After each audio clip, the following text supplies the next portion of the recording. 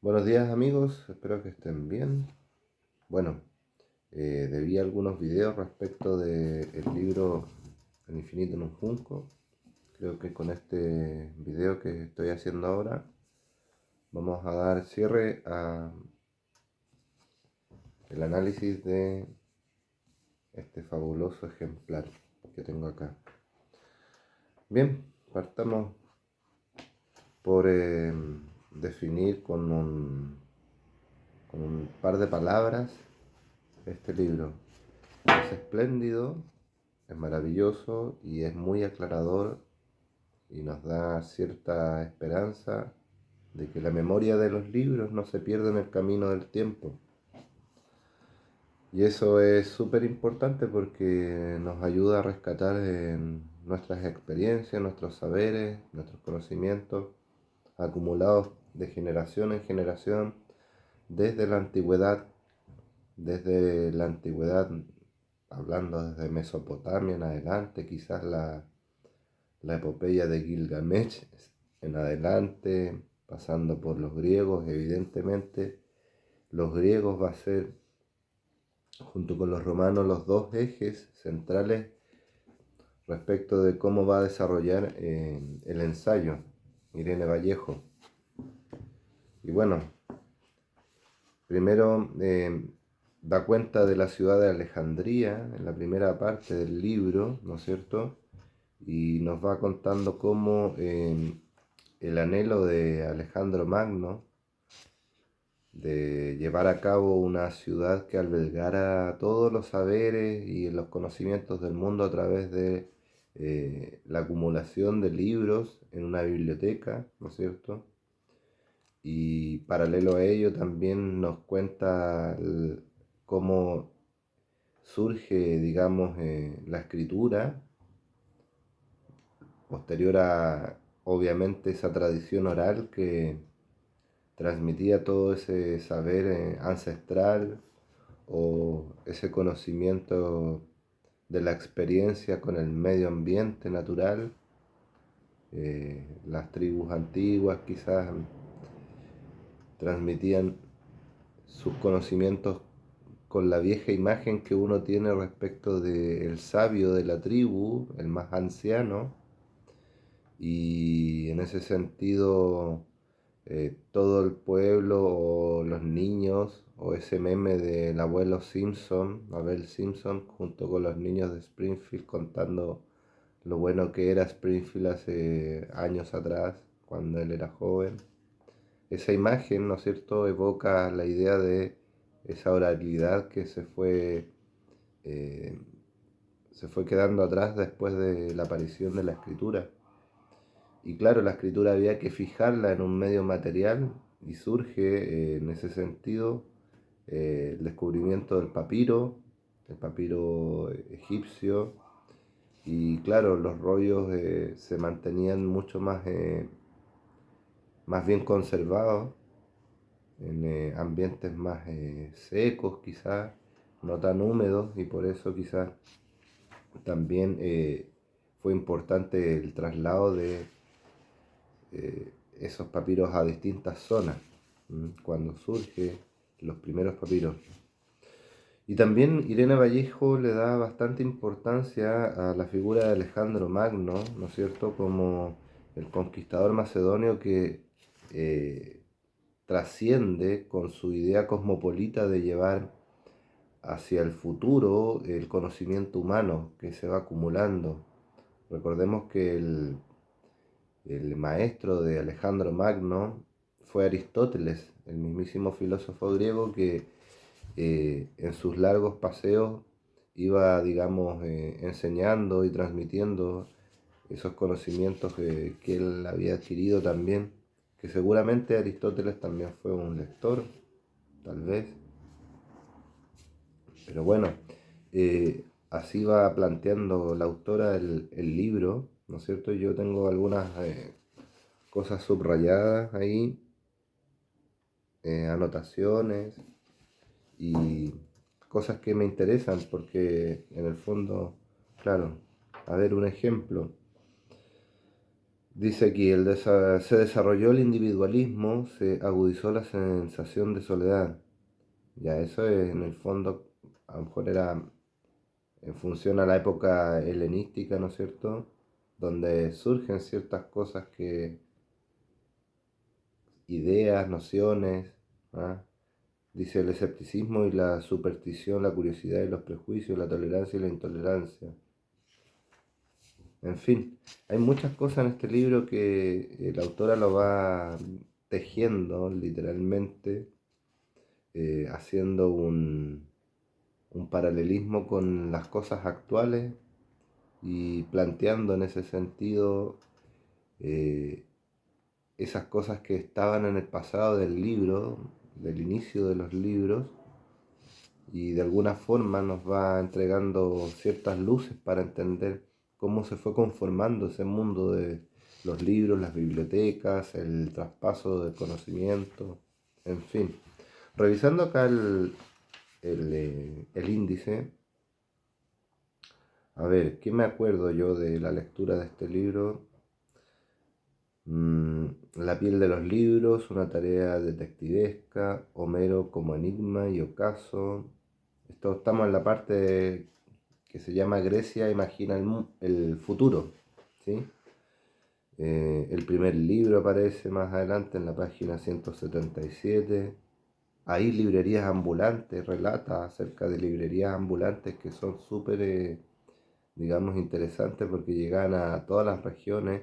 Y de hecho al final del libro nos cuenta que los norteamericanos en la época de los 30 tenían un plan de lectura en Kentucky, creo que era un territorio digo, bien montañoso, bien digamos inhóspito, y estas mujeres, porque eran mujeres que llevaban libros y se los entregaban a las comunidades, digamos, de campesinos, etcétera. Entonces, se pegaban grandes tramos de viaje a lomo de caballo o de mula en esa época, en los años 30 en el siglo XX. Y, y bueno, es impresionante los esfuerzos que ha hecho siempre la humanidad, a pesar de, por ejemplo, las guerras, las disputas territoriales, políticas, las tradiciones, etcétera, ¿sí? ¿Qué más aparece aquí en el índice? Ahí en el índice. Un hombre de memoria prodigiosa y un grupo de chicas vanguardistas, tejedoras de historia. A ver, revisando un poquito más, tengo algunas anotaciones interesantes. Bueno, dice también que Alejandría se convierte como en la capital de Homérica, porque en el fondo Alejandría ensalza mucho la figura de Homero y la Ilíada y la Odisea como obras fundamentales, pilares, digamos, trascendentales para entender la manera de pensar occidental. Interesantísimo en ese sentido. Habla acerca de la época de los escribas. Y en esa antigüedad igual se decía respecto, por ejemplo, a los escribas egipcios o los escribas el año, del año 380, ¿no es cierto?, de la era cristiana, en esa época, que ellos entendían ya que tener competencias lingüísticas o escriturales o de lectura, ¿no es cierto?, les daba una suerte de estatus a su labor intelectual, ¿no es cierto? Y podían asegurar, ¿no es cierto?, ese estatus social superior de alguna manera. Las ventajas de la gente que se dedicaba a las letras. En el fondo, siempre el libro nos va a dar cuenta de esa noción de que todas las innovaciones, ¿ya? Eh, estaban camufladas de alguna manera para decir que hay que recuperar la tradición, una forma de renacimiento, ¿no es cierto? Y bueno, en esta época surge la idea del museo, El museo como aquel o aquella institución que recupera esa tradición perdida o casi olvidada, ¿no es cierto? Esto está expresado, por ejemplo, en la página 85 del libro, esa idea, más o menos. Y bueno, ahí explica en esa parte cómo la historia también es una historia de luchas, de fuego, de traiciones, ¿ah? En fin. ¿Qué más? ¿Qué más puede aparecer interesante? Si el libro es súper completo en ese sentido porque te hace un viaje bien profundo en cuanto a las tradiciones griegas y romanas. ¿Mm? El primer libro.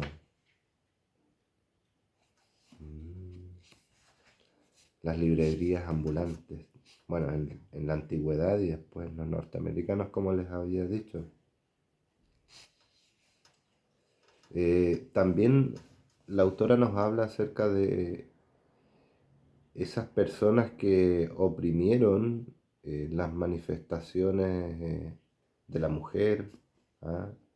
Nos habla de las primeras poetisas como Safo y otras más que aparecen mencionadas en el libro, y la voz de la mujer también súper acallada a lo largo de la historia. Es otro punto que aborda la autora, y, y en ese sentido no deja de expresar los distintos puntos de vista que tiene la noción de la conservación del libro, la española Irene Vallejo.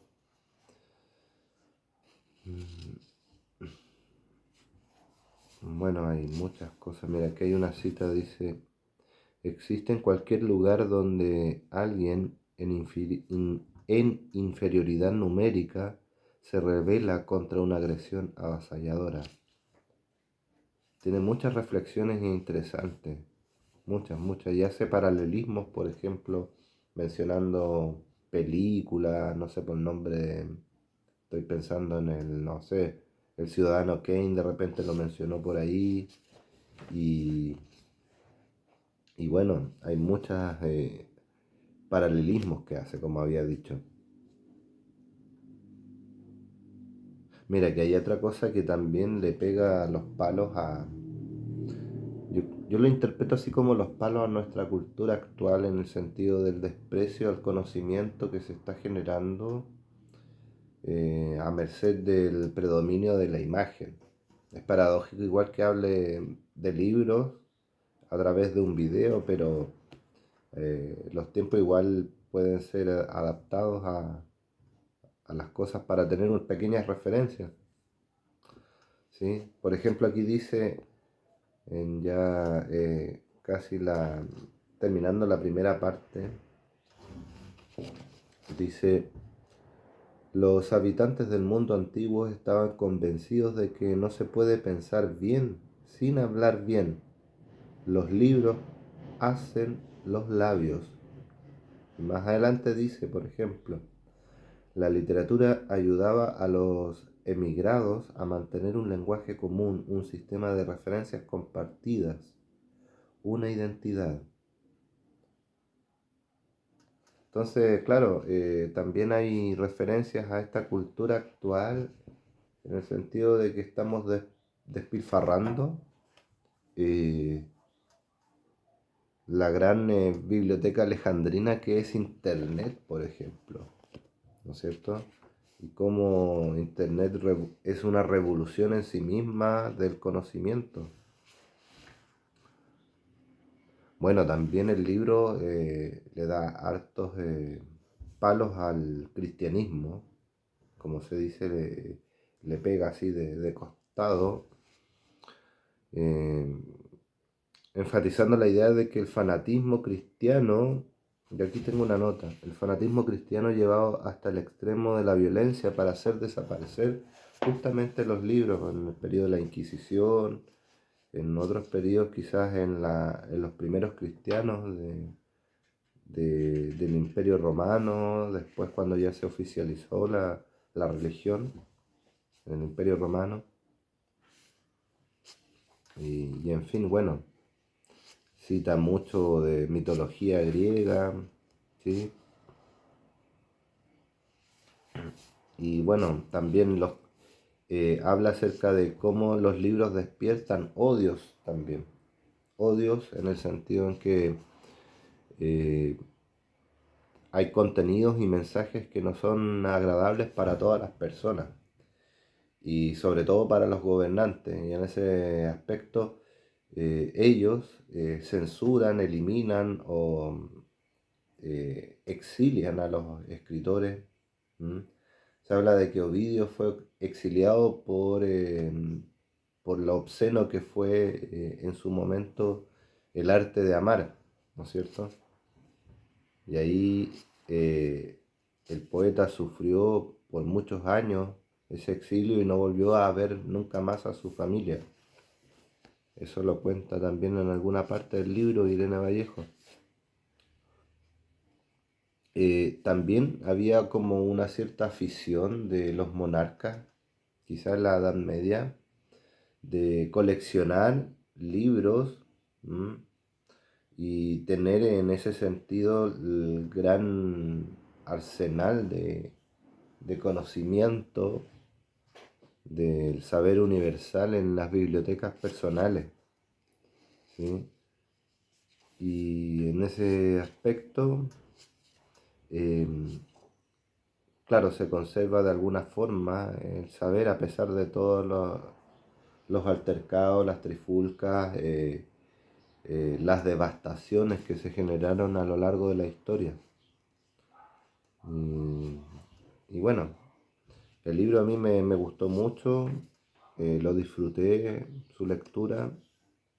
Es bastante largo, tiene más de 560 páginas y te da mucha información, mucha información, pero es muy entretenido porque la prosa de la autora es muy aclaratoria, no utiliza un lenguaje muy profundo, rebuscado para expresar el contenido y eso es muy agradable. Así que el libro es súper recomendable. Estoy tratando de encontrar alguna otra cita que sea interesante de comentar, algún subrayado. Ah, bueno, el afán, aquí encontré otra. El afán de el imperio romano y los gobernantes o los emperadores romanos, ¿no es cierto?, de cosmopolitizar a todos los ciudadanos, generó que surgieran los lectores, ¿no es cierto?, en distintos territorios muy alejados de las urbes. Y la lectura se fomentó exponencialmente también en esa época y, y determinó de alguna manera el relato que armaban los emperadores en Roma para poder unificar al imperio en los distintos territorios en su extensión. Pensando en la extensión del territorio romano, ellos debían tener un relato común. Estoy tratando de encontrar acá, hay una parte del final del libro que habla acerca de eso, que me gustaría poder leerlo si es que tenemos algún tiempo. No quiero también aburrir con el video a las personas que vayan a verlo. El antecedente de la mujer. Bueno, habla de las mujeres también. Siempre hace guiños al tema de rescatar la memoria femenina en el desarrollo del libro, ¿sí? Y bueno, por ahí estaba, ya no me acuerdo. Voy a tener que usar post-it, marcadores para poder comentar bien los libros que vaya a leer, amigos y amigas.